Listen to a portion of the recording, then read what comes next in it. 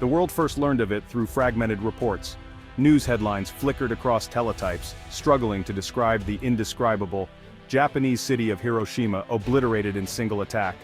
These words were the first tremors of a seismic shift in human history.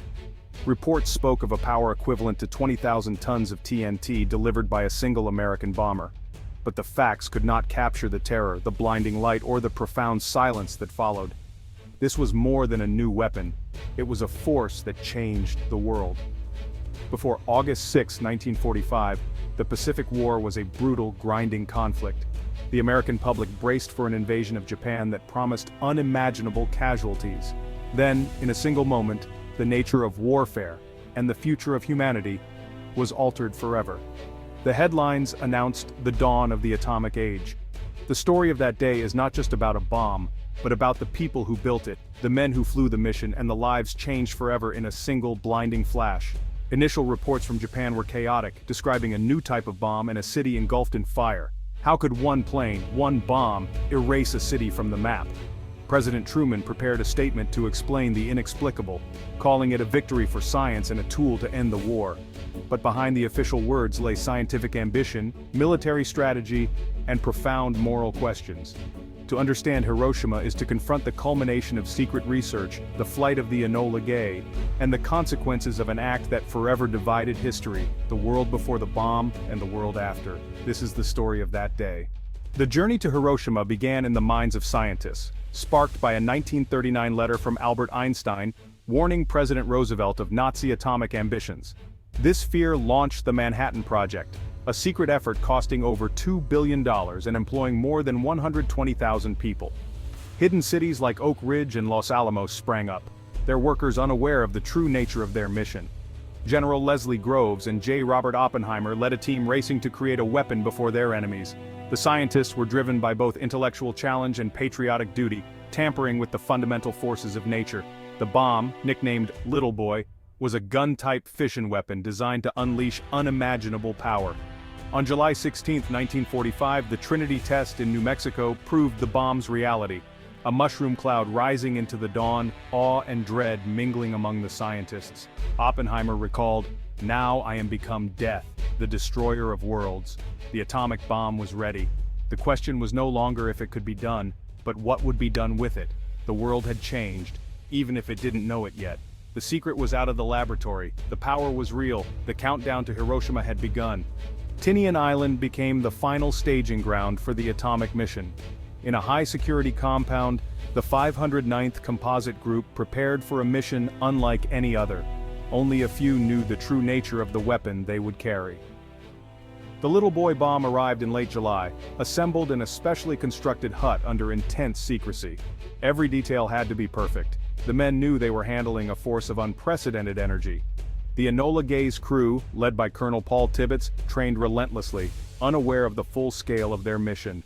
On August 5, 1945, the final preparations were made. The bomb, over 10 feet long and nearly 10,000 pounds, was loaded into the Enola Gay.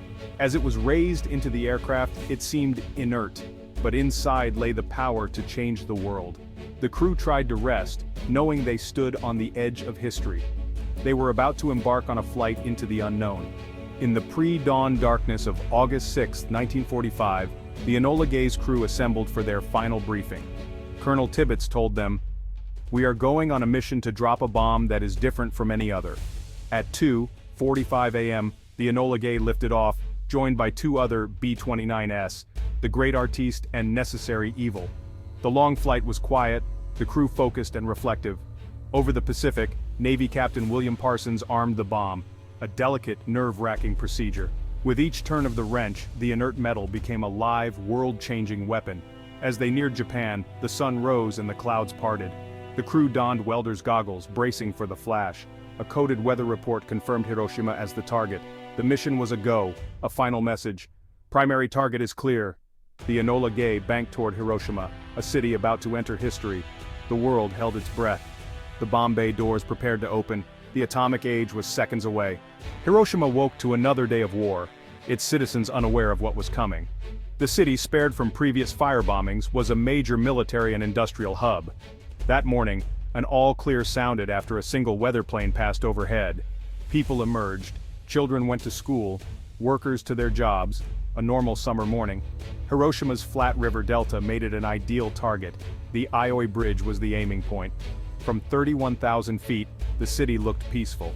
Major Thomas Farabee lined up the crosshairs on the bridge. Colonel Tibbets began the final bomb run.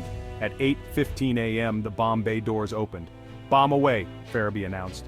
The little boy began its 43-second fall. The Enola Gay lurched upward, banking sharply to escape. Below, a few looked up, seeing a glint in the sun, unaware of the devastation about to unfold. At 1,900 feet above Hiroshima, Little Boy detonated. A blinding flash, brighter than 1,000 suns, filled the sky. A wave of heat incinerated everything near the hypocenter. The blast flattened buildings and crushed all in its path. A mushroom cloud rose 30,000 feet, turning morning into twilight. Aboard the Enola Gay, the crew felt shockwaves hit the plane. Tail gunner Bob Caron described the scene. "A column of smoke is rising fast, it's a mushroom cloud."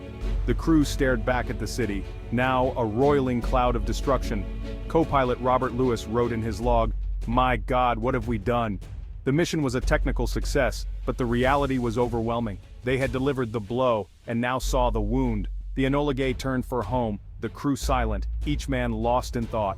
They had ended a war, but witnessed a scene of biblical destruction. The world they returned to was not the same. The age of atomic warfare had begun. The consequences would echo for generations. On the ground, Hiroshima became a living hell. Survivors, burned and dazed, wandered through ruins, searching for water and loved ones. Fires merged into a massive firestorm, hospitals were destroyed, rescue impossible. Rivers filled with the dead and dying. Black rain, laced with radioactive ash, began to fall, poisoning the water. 70 to 80,000 died instantly. Tens of thousands more succumbed to injuries and radiation in the weeks that followed. Radiation sickness brought weakness, hair loss, and a slow, painful death. News trickled out slowly. Tokyo was stunned, unable to grasp the scale. For Hiroshima's people there was no help, only the smoldering ruin of their city. The world had witnessed a new kind of catastrophe. The cost was beyond comprehension. The survivors' suffering would haunt history. Hiroshima was erased in a single morning. 16 hours after the bombing, President Truman announced to the world, "An American airplane dropped one bomb on Hiroshima. It is an atomic bomb." He called it a harnessing of the basic power of the universe, a necessary action to end the war and save lives. To Americans, it was a miracle weapon. To Japan, an ultimatum: surrender or face total destruction. The bomb was now a tool of diplomacy, a terrifying display of power. Global reaction was a mix of awe, shock, and fear. Allied nations saw hope for a quick end. Others, like Churchill, warned of peril. The Vatican expressed horror at such indiscriminate destruction. The age of nuclear anxiety had begun. Scientists felt both pride and guilt, Oppenheimer and others haunted by what they had unleashed. The reality of a city destroyed and tens of thousands dead was a heavy burden. The celebration of victory was forever tainted by the horror of its cost. Humanity now possessed the power to destroy itself. The world could never go back. The shadow of the bomb would shape the future. The atomic age had arrived. Hiroshima's bombing did not bring immediate surrender. 3 days later, Nagasaki was bombed. The Soviet Union invaded Manchuria. Emperor Hirohito intervened. Japan surrendered on August 15th. The war was over, but a new era had begun. The Enola Gay's crew returned as heroes, but some were haunted by what they'd seen. Hiroshima was rebuilt, but its scars remain. The Genbaku Dome stands as a memorial, a warning to the world. Survivors, the Hibakusha, shared their stories, ensuring the human cost is never forgotten. The bomb ended one war but began another, the Cold War and the fear of nuclear annihilation. Hiroshima's legacy is debated: military necessity or unforgivable destruction. The answer remains complex, buried in the city's ruins and the shadow of the mushroom cloud. The world learned its capacity for both innovation and devastation. The shadow of Hiroshima endures.